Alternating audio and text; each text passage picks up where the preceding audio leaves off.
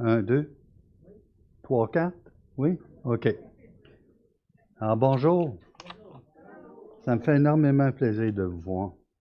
Puis, j'ai bien hâte la journée où vous pourrez enlever vos masques et je pourrai demander à un tel de prier ou on pourra demander à l'Assemblée de louer ensemble. Ça nous manque, hein? Je le répète, c'est un temps qu'on passe, mais rien ne remplace la voix des adorateurs. Et c'est pas, même si on le fait avec intention, je peux prier pour vous, mais ça nous manque. Et ça nous manque individuellement, mais ça nous manque collectivement comme famille. Donc, ce matin, je voudrais commencer en priant. Merci pour la famille Marquis parce qu'elle a été épargnée de ce qui s'est passé dans le Midwest américain, les tornades épouvantables. Ils n'ont jamais vu ça. Alors, la petite ville de Mayfield, c'est ça, Diane? 82, 83 morts. Et il n'y a rien, je pense, de plus éprouvant que de traverser des tornades durant la nuit. Et écoutez, c'est comme un village d'allumettes. Des briques, des autobus, si vous avez vu les images. Mais vous savez, ça nous touche là parce que c'est un peu plus près, mais on pense en British Columbia, Colombie-Britannique, ce qui s'est passé dans le sud, et ça se passe à travers le monde, là, la mousson, au Bangladesh, en Indonésie. La terre est en souffrance. Alors, et le Dieu Tout-Puissant qui a contrôle sur les éléments. Dieu n'est pas dépassé par cela. Il sait, c'est la création qui souffre et soupire les douleurs de l'enfantement. Et on se demande est-ce que ces gens sont punis, pas punis de Dieu. Alors rappelez-vous, ces Galiléens dont le sacrifice a été mélangé avec leur propre sang. Alors c'est les effets du péché. Alors, si vous croyez que on est dans le millénium actuellement, alors vous avez besoin de travailler très fort pour me convaincre. D'accord? Donc, prions. Alors, Seigneur notre Dieu, nous sommes ici ce matin. Quel privilège nous avons de pouvoir t'adorer. Et on veut te prier pour tous ces gens qui sont dans la souffrance. Et ce matin, il y en a dont le réveil a été brutal. Et nous, on a juste entendu les vents cette nuit qui balayaient notre région. Et tu tiens les éléments dans ta main. Tu es le Tout-Puissant. Et Seigneur, on veut te remercier d'avoir veillé sur la famille Marquis. On veut te prier pour ces gens ce matin qui hochent la tête en se demandant qu'est-ce qui s'est passé. Mon seul désir, c'est qu'ils se tournent vers toi. Et pour ceux qui te connaissent, de dire, Seigneur, je ne comprends pas, mais je te fais confiance dans toute cette situation. Alors nous, ce matin, ouvre nos cœurs, et comme Denis a prié, si nos pensées s'égarent, ramène-nous auprès de toi et dans ta parole. Et donne-nous de mettre en pratique ce que nous entendons. Parce que nous voulons t'obéir et t'adorer. Merci Seigneur. Amen. Alors, je pense que je vais retourner au travail parce que depuis que j'étais à la retraite, j'ai jamais autant travaillé. Alors, cette semaine, c'était une semaine, mes amis, qu'on avait on avait du stock sur la planche, comme on dit. Alors, ce matin, je vais vous demander de faire ce que font les expositeurs. Alors, si vous pensez que je vais vous laisser sans travail, alors je vais m'arranger éventuellement pour vous faire prendre un crayon puis une tablette. Ce jour va arriver bientôt. Je ne vous donnerai pas le choix. D'accord? Donc, ce matin, on va toucher un passage qui est... En fait, on va toucher le chapitre 14 de Luc. Vous pouvez tourner en Luc, chapitre 14. Et pour la période de ce matin, mes amis, il y a du stock, hein? Luc, Lucas, Lick, les sons dessous, OK? Alors, oui, la nouveauté, ça en prend, OK? Alors, pour ceux qui veulent aller dans leur langue en créole, Marielle, est-ce que tu l'as retrouvé? Oui, c'est beau, OK? Puis pour mes frères en arrière, pour Luna, puis Alexandro, donc, on a une leçon sur l'humilité. Tu vas dire, Pierre, tu t'es trompé. En fait, Jésus, il est invité à aller manger chez un pharisien, puis il va donner un enseignement le jour du sabbat. Ça, c'est quand vous regardez vos Bibles, il y a différents titres, mais ce matin, dans la première partie, ce que je vais toucher avec vous, c'est seulement Luc 14, 1, le verset 1 à 6. D'accord? Et dans le deuxième message, je compléterai de 7 à, en réalité, 14. D'accord? Mais je vais rentrer 15 parce que c'est... Vous savez, on est béni d'apporter l'Évangile de Luc.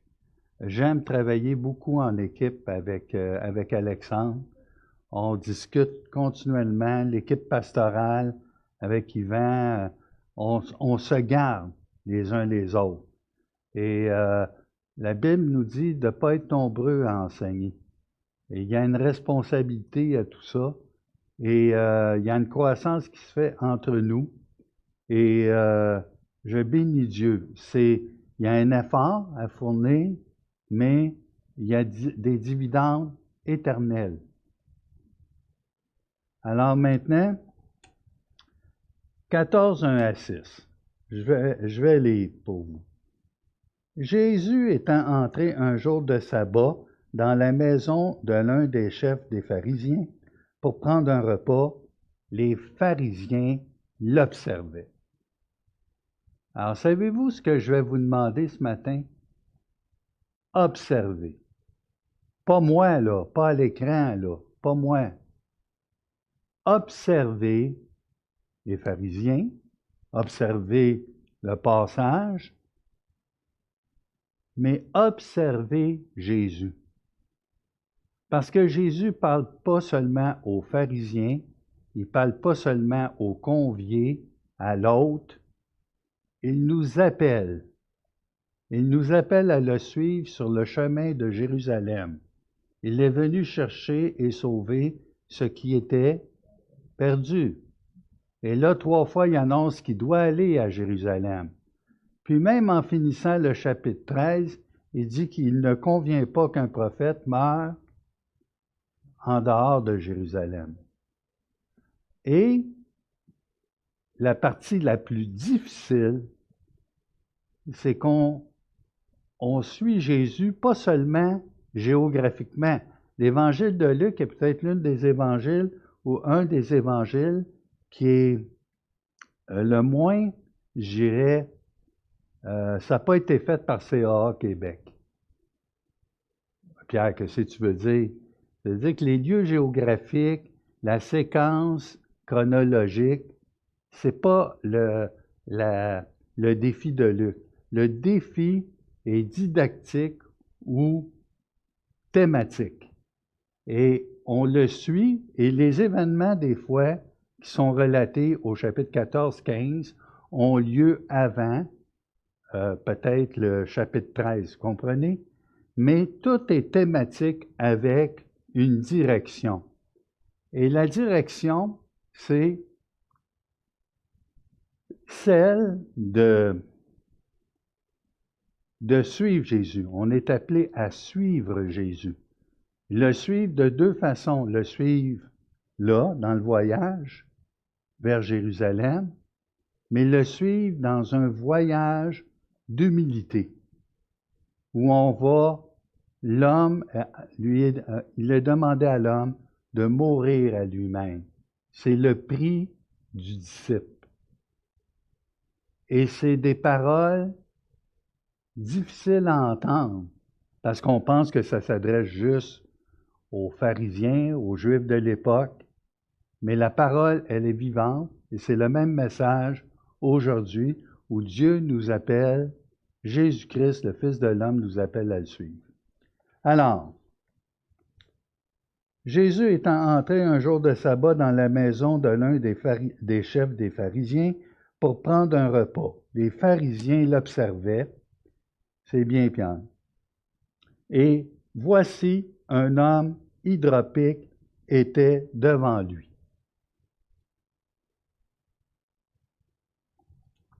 J'arrête ici.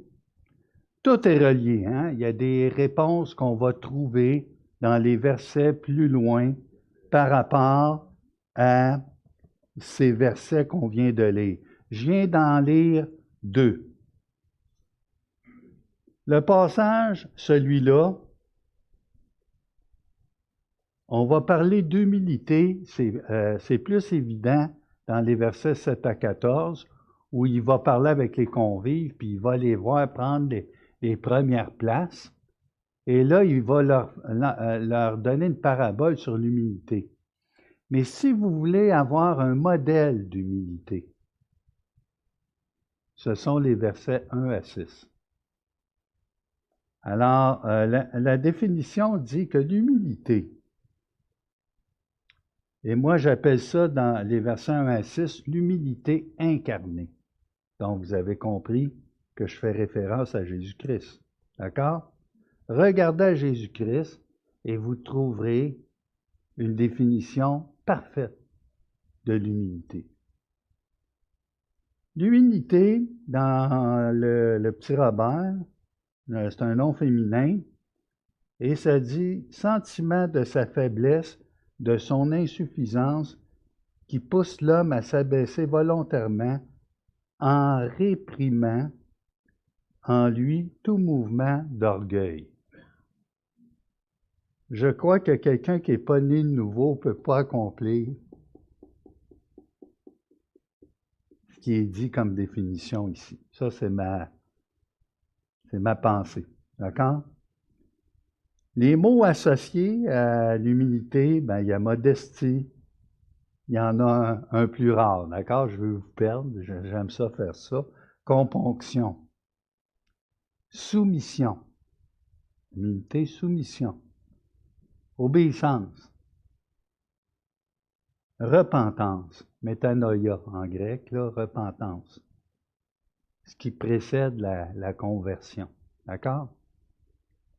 Attrition, on l'a vu, mais une attrition, l'attrition, on sait que c'est par rapport à la peur de ce qui s'en vient, le jugement. Donc, ce n'est pas une peur bien guidée. Et il y a la contrition. La contrition, c'est un sentiment où on est vraiment éprouvé et on reconnaît notre faiblesse devant Dieu. D'accord? Et je vous dirai pas, ça me rappelait quand j'étais à l'Église catholique, ma mère me forçait pour y aller. J'allais me confesser. Puis là, dans la théologie catholique, on a ce qu'on appelle le prêtre me disait bon, ben tu me fais deux Je vous salue Marie, un Notre Père, puis 3 actes de contrition. Un acte de contrition. Comme si, hein, vous vous rappelez de ça? Donc, pour les plus vieux, et que je le défilais vite, je n'étais pas même contrit. Bon.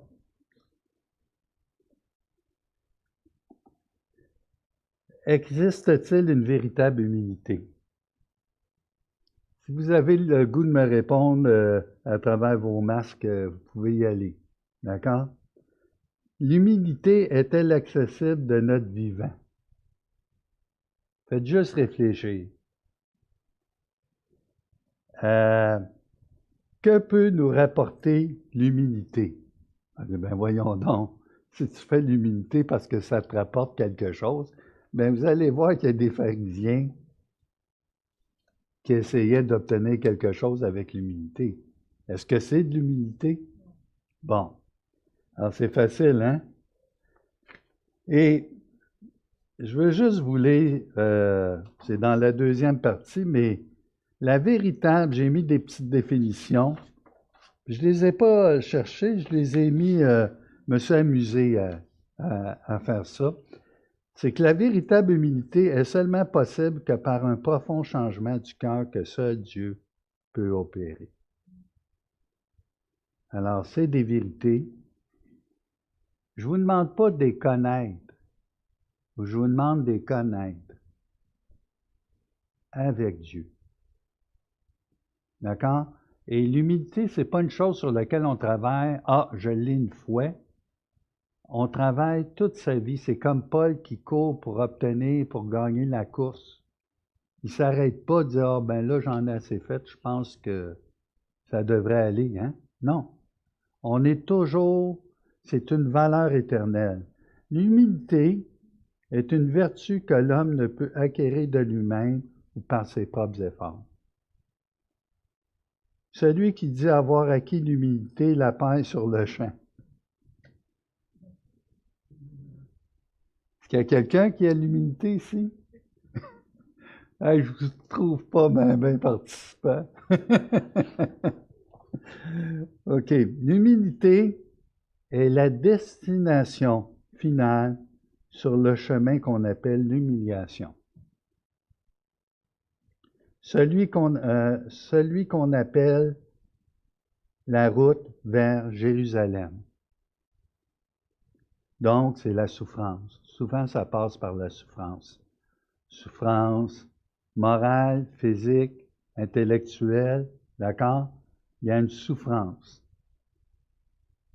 Pour ceux, est-ce qu'il y a des adeptes ici du recyclage qui utilisent des bacs? Levez la main, je veux savoir. Oui, vous faites ça sérieusement? Alors, écoutez bien, là, vous allez comprendre. Alors, sachez que nous portons tous le code numéro 6. Savez-vous c'est lequel? Yeah, tu l'as, Marie. C'est pas recyclable. Irrécupérable, vidange. On appelle ça la doctrine de la dépravation. Nous sommes des numéros 6. Où je mets ça, chérie? Le couvert, ça marche-tu, le Tim Hortons? Oui, OK. Le verre, c'est quoi le code? Hein? Pas de code. On n'est pas de code 6. Terrible, hein? Vous n'êtes pas d'accord? Tant que vous ne serez pas d'accord avec ce principe, vous allez lutter. La dépravation totale. Laisse-moi, je vais t'aider, Seigneur. T'es dépravé. Prenez les personnes les plus bonnes, elles sont un code 6. D'accord? Irrécupérable. Bon. Alors, revenons au verset 1 à 6. Peux-tu me remettre le verset 1, Pierre? Daniel, excuse. On ne sait plus c'est qui, hein? Ils sont bons, hein? Vraiment, là. Une main d'applaudissement. Hein? La console en arrière, ça ne se fait pas tout seul. Hein? OK? Être reconnaissant pour celle qui a chanté, les musiciens, OK? Il faut pas avoir honte de dire merci. Ça fait du bien. OK? Alors, Jésus étant entré un jour de sabbat. Alors, je vais commencer. Savez-vous que Jésus aime agir les jours de sabbat? Savez-vous pourquoi?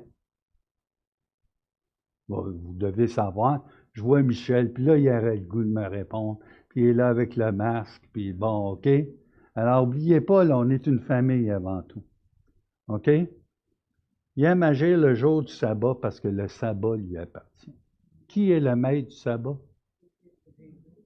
C'est Dieu. Jésus. Dieu. Jésus de Nazareth.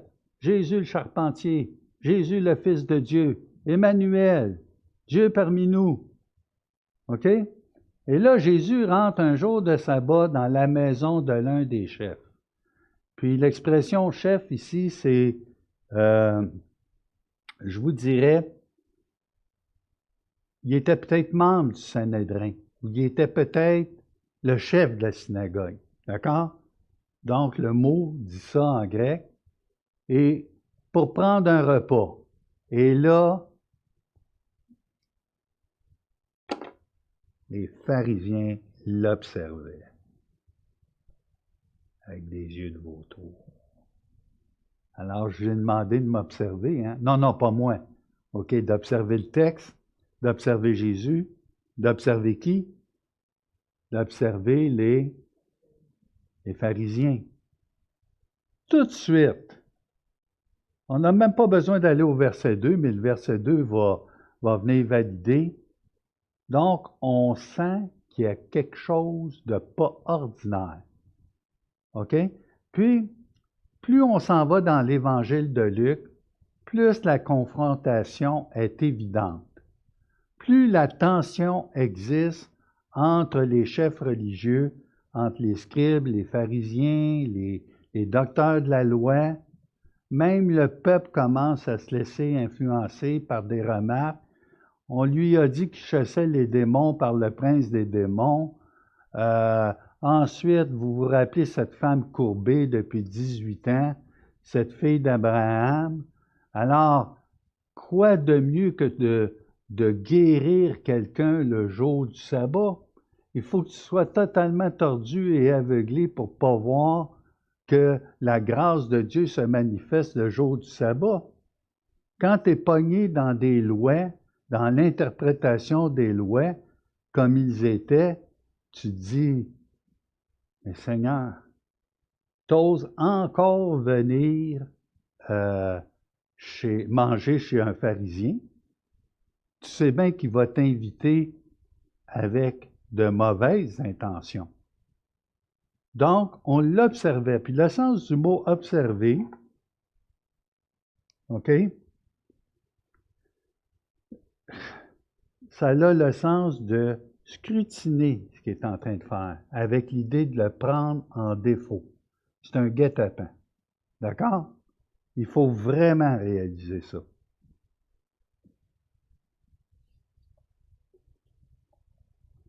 On peut revenir au verset 2, Pierre? Daniel, excuse. Et voici, un homme hydropique était devant lui. Quand je vois des expressions comme « et voici », ça me fait toujours penser à Famille Prix.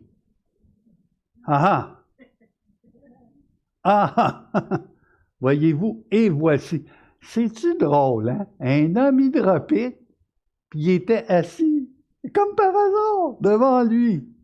Hey, c'est pas arrangé pantoute, hein? C'est pas arrangé pantoute. Alors, Jésus qui sait toutes choses, il le sait d'avance, accepte l'invitation du chef, il sait exactement ce qu'ils vont essayer de faire avec lui. Mais Jésus a des rendez-vous. Il y a rendez-vous avec un homme hydropique. Il y a rendez-vous avec un chef des Juifs qui l'invite au repas. Il y a rendez-vous avec des convives.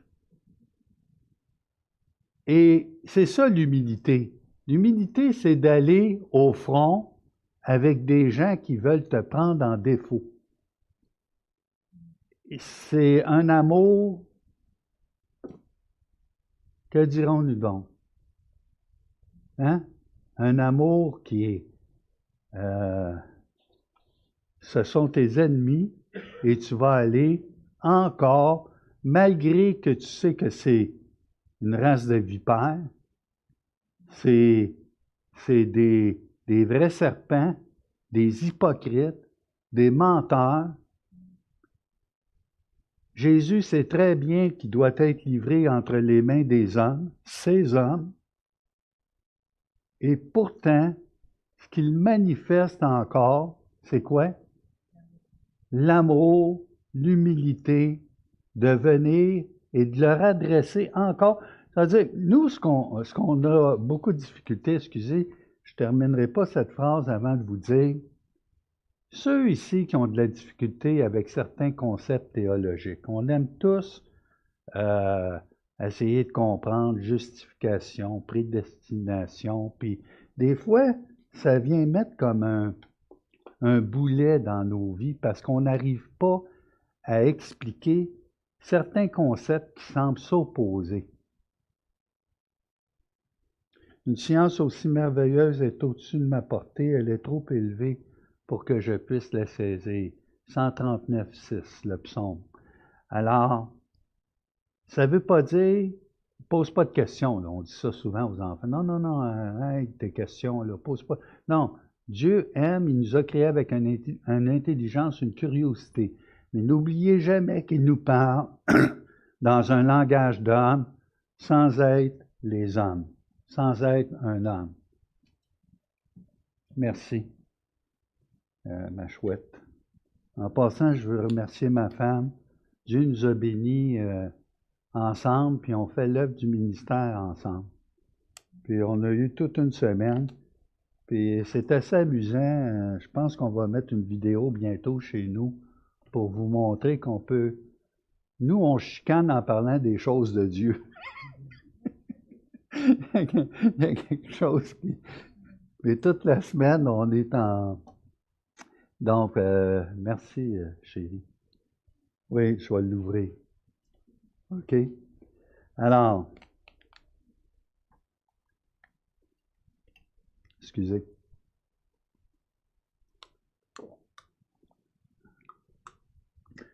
Cet homme hydropique, savez-vous c'est quoi un hydropique? Est-ce qu'il y a des infirmières ici? Assistance auxiliaire infirmière. Je pense que j'en ai une, hein? Tu me reprends, Marielle, Diane, tu me reprends? Alors, un homme hydropique, hydro, eau, pique, alors, c'est quelqu'un qui souffre d'œdème.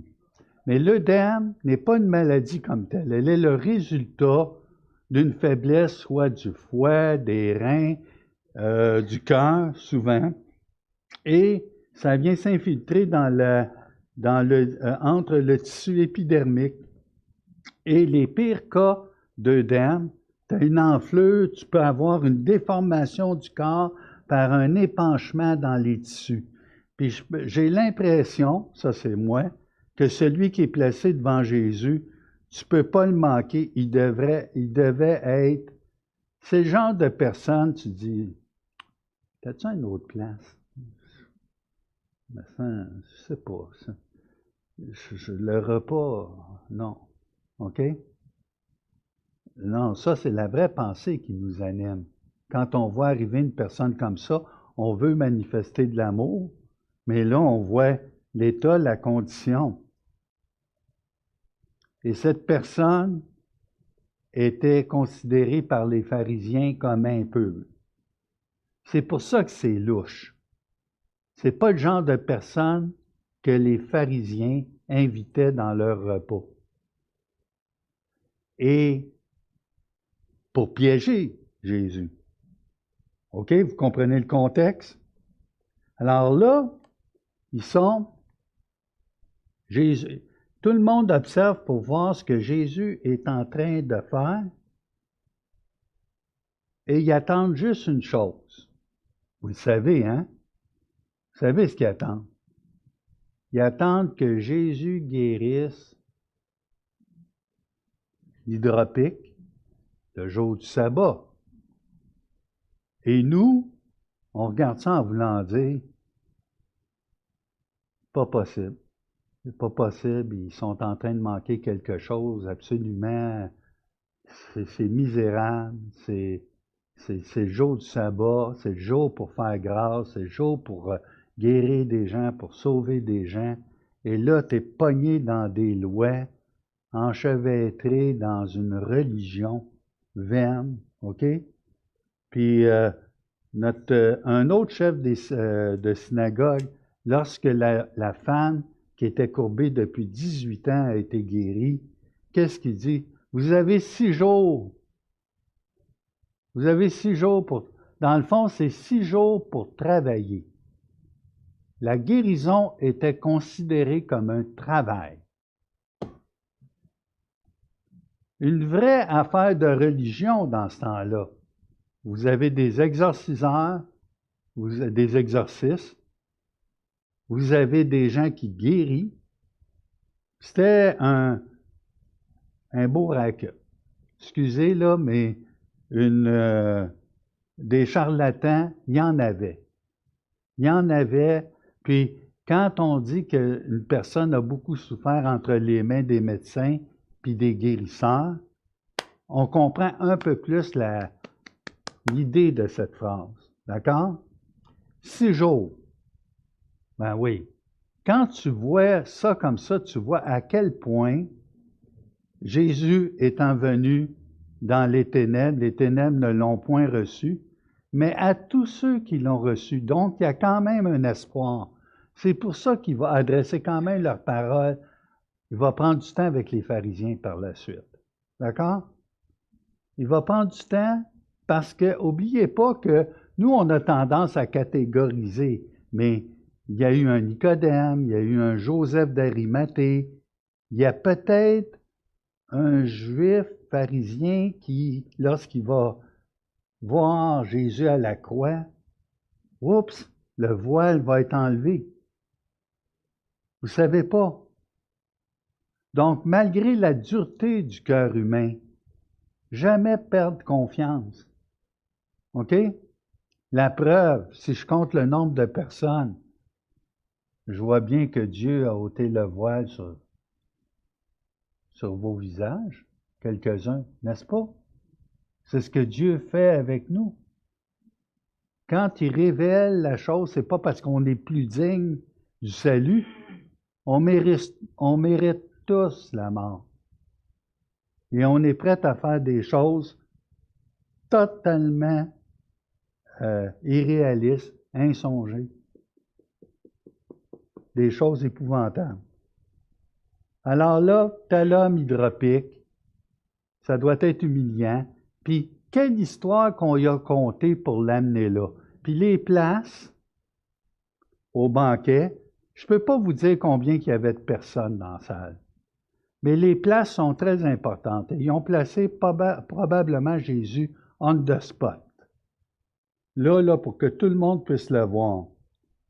Puis, chez les pharisiens, la place est très importante. Je suis correct sur mon meilleur profil, tiens?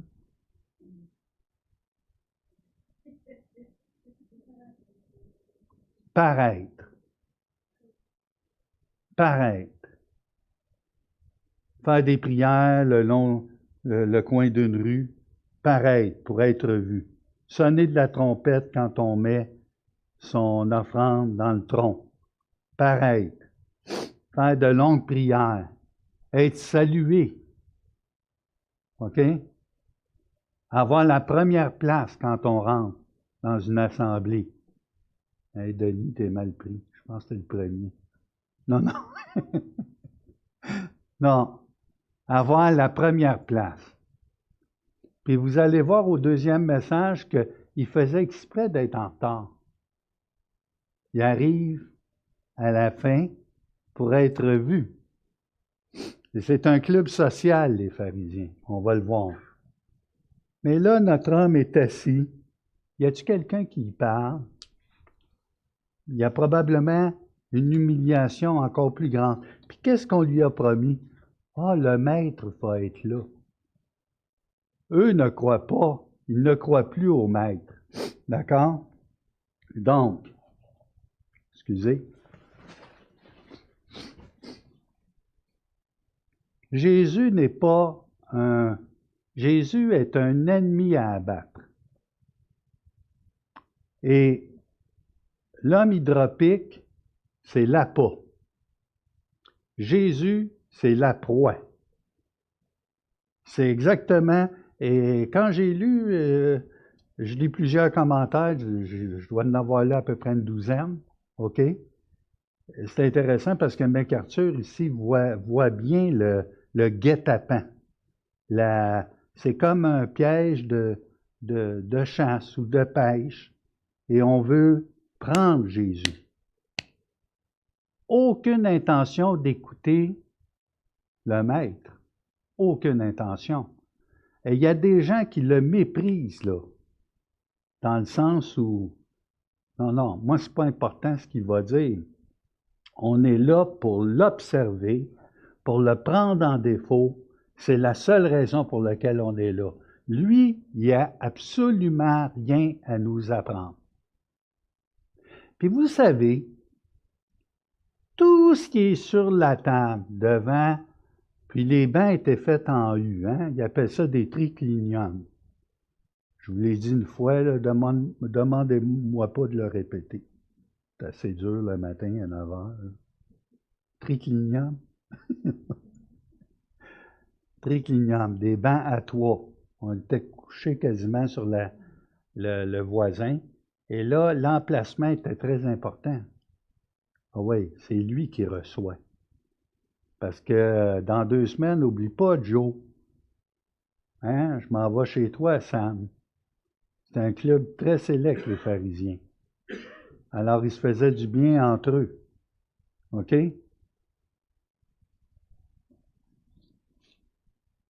L'homme est là, dans sa souffrance. Jésus est là, ignoré et méprisé. Déjà, quand on parle qu'il sera livré entre les mains des hommes, puis qu'ils vont le faire souffrir, ça a déjà commencé. La souffrance psychologique. Puis Jésus souffre énormément de voir ce que le péché fait dans la condition humaine. C'est ça qu'il faut comprendre. Pas seulement les souffrances aussi de la passion, mais les souffrances devant un monde incapable de saisir la grâce, l'amour. Vous savez, si les gens peuvent manger, parce que le chapitre 14, on peut appeler ça le chapitre des festins.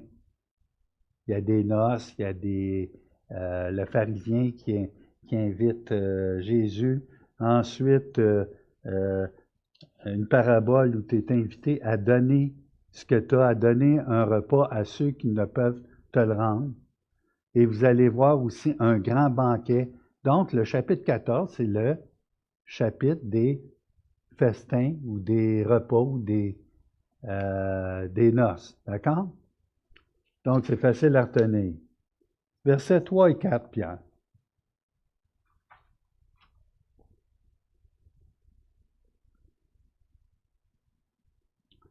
Jésus prit la parole et dit au docteur de la loi, aux pharisiens, « Est-il permis ou non de faire une guérison le jour du sabbat? » J'arrête ici, mais regarde le texte. Vous savez le genre de question inutile? Ben non, pose-la pas la question. C'est sûr, c'est évident que tu peux faire une guérison le jour du sabbat, non? C'est pas évident. Je ne serais même pas obligé de poser la question. D'être obligé de poser la question, tu es là, tu te grattes, tu te dis, ben voyons. Ensuite, là, qui est maître du sabbat? Jésus, on l'a dit. Quand Jésus est rentré dans la salle, voyez-vous que les gens sont empêchés, il y a une malédiction sur les Juifs. Ils sont incapables de voir que Jésus de Nazareth, c'est le Dieu vivant. Et je peux comprendre, tu as affaire à un humain, ta première réaction, c'est pas de te mettre à genoux devant lui. Hein? Mais celui qui te donne le repas sur la table, c'est lui. C'est lui qui t'invite. Si tu peux manger, c'est lui qui a mis la nourriture sur la table. Prenons le temps là, de réfléchir. Il n'y a aucun genou qui se courbe quand Jésus est invité. Donc, ça ne s'est pas fait dans leur cœur. Puis tous ceux qui étaient émerveillés considéraient Jésus comme quelqu'un d'envoyé de Dieu. Mais l'étape suivante n'avait pas été faite. Peut-être pour celle qui était à genoux, en train d'essuyer les pieds de Jésus, hein? Mais la plupart des gens n'ont pas vu et ne considéraient pas que c'était Dieu parmi eux, parmi nous. Emmanuel. Puis quand il dit Jésus prit la parole, le terme en grec, c'est Jésus répondit. Ah ben là, Pierre, tu charries, là. Quoi, je charrie? Il n'y a pas de question, là. Non. Il répondit. Savez-vous pourquoi il répondit? Parce que si je pouvais ce matin, là, vous réveiller puis vous saisir, puis vous dire un secret que vous connaissez seulement vous dans votre vie, là, vous commenceriez un peu au patin, là. Vous commencez à l'écouter comme il faut. Il a l'air sérieux, lui, en avant, là. Il sait des choses sur moi que seul moi je savais. Mais Jésus connaît leurs pensées. Il les devance. Puis, dans Luc, on voit que Jésus sait exactement quelles sont les pensées. Mais ils n'ont pas tiré leçon. Ce n'est pas la première fois que ça arrive. Ils l'ont vu. Ça semble ne pas porter fruit. Aveuglés. La malédiction est sur eux. Puis vous allez voir que s'ils veulent être les premiers, c'est même dans la culture juive, même les disciples voulaient savoir qui était pour être le premier parmi eux. Donc, ce n'est pas seulement les pharisiens, d'accord? C'est une pensée, une mentalité. Donc, puis il dit ça à qui? Au docteur de la loi. Hey! Verset 4.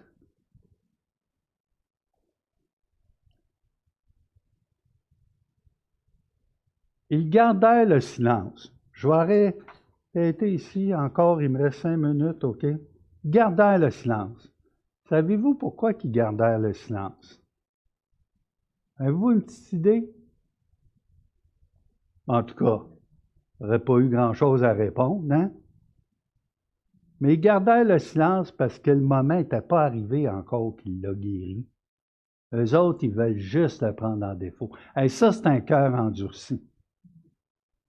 Puis tu gardes le silence, puis t'es devant des évidences que tu ne vois même pas.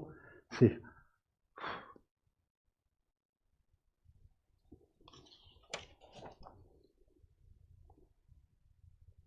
Alors Jésus, c'est marqué, avança la main sur cet homme. Paralambano, je pense, OK? C'est pas toucher, juste un petit toucher. L'enflure, l'œdème, quelle partie, on ne le sait pas. Mais il s'est associé, il a touché l'impur. Il s'est rendu lui-même impur. Il le guérit et le renvoya. Il n'y avait aucun doute. L'enflure a complètement disparu. Le cancer ou l'organe qui fonctionnait mal, guéri. OK? C'est hallucinant. Puis là, j'ai l'impression, mais ça, c'est moi qui le rajoute, d'accord? Il a dit à l'homme hydropique, il le renvoya en voulant dire, reste pas ici, tu vas te faire du mal. Je te donne congé. Tu as assez souffert dans leurs mains, je ne sais pas ce qu'ils t'ont promis pour t'amener jusqu'ici, assis parmi cette gang de rapaces, de vautours, de serpents. Hein? Mais Jésus s'en va pas. Versets 5 et 6. Puis il leur dit, lequel de vous, si son fils ou son bœuf tombe dans un puits, ne l'en retirera pas aussitôt le jour du sabbat. On fait référence à une règle du Pentateuque, d'accord? Alors, ma gang d'hypocrites, là, faites pas semblant. Votre fils tombe dans un puits ou votre bœuf, un animal. Vous allez en prendre soin le jour du sabbat. Fait qu'arrêtez-moi ça, là, votre mascarade. OK? Puis là, vous avez un enfant, vous avez une fille d'Abraham, courbée depuis 18 ans. Vous avez un démoniaque ballotté par le diable par les démons, depuis combien de temps, on ne sait pas. Quand on lit ces événements, Dieu veut élargir notre cœur de sensibilité devant la souffrance humaine. Alors là, il leur dit ça là, avec un point d'interrogation. Eux autres sont là pour observer. Et là, la guérison a eu lieu. Et là, c'est Jésus qui prend les devants, qui leur pose une question. Qu'est-ce que tu veux répondre à ça? Ça, tu dis, je ne pouvais pas avoir une meilleure intervention pour dévoiler leur cœur. Misérable que je suis, qui me délivrera du corps de cette mort? Comment, Seigneur, Seigneur, viens ouvrir mon cœur pour que je voie ta grâce. Comment ça se fait que je peux arriver à un raisonnement aussi tordu? Ça, c'est la doctrine de la totale dépravation. Dépravé, incapacité à regarder les choses du point de vue de Dieu, avec grâce. Verset 6. Ça finit bien, hein? Alors là, vous rappelez-vous, je vous ai dit comment ça se fait qu'ils ont gardé le silence. Et là, ici, et il ne peut rien dire à cela. Rien dire. Qui croyait prendre, s'est vu prendre. Hein?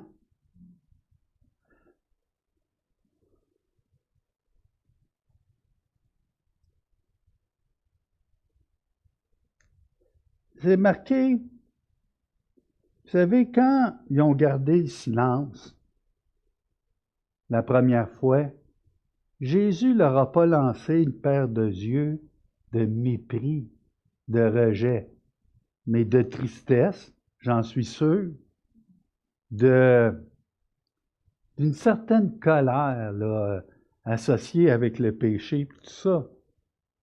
Mais il ne les a pas jugés comme il le jugeait, comme il l'observait. Le regard de Jésus tranchait devant leur misère humaine, complètement aveuglés par le péché, incapables de voir ce qui se passait devant leurs yeux, complètement désireux de mener la parade à leur façon dans leur religion.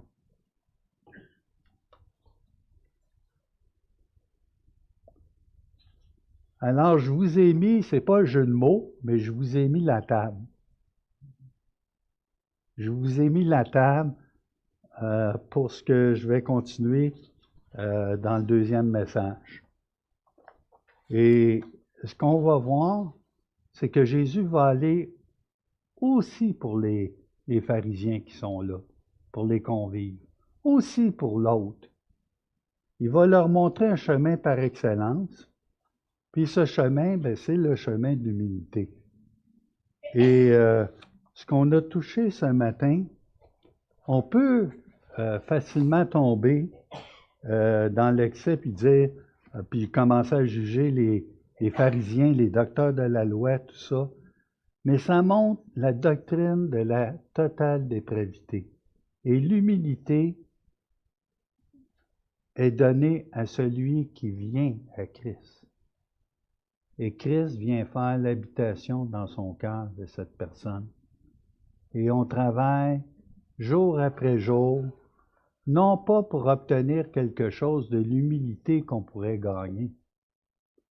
L'humilité, c'est pas quelque chose pour gagner quelque chose de plus. On va le voir. L'humilité, c'est le Seigneur Jésus-Christ, pleinement en nous.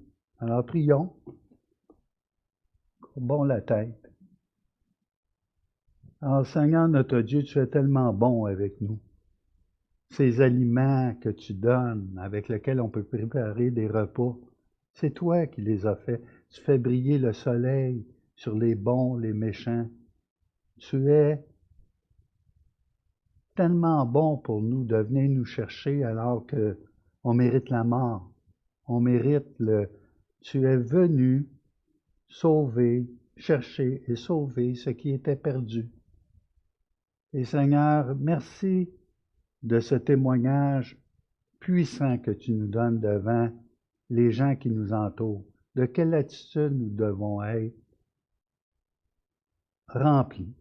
Alors bénis-nous, donne-nous de mettre en pratique ces paroles et qu'on puisse continuer par ces chants ce matin à t'adorer.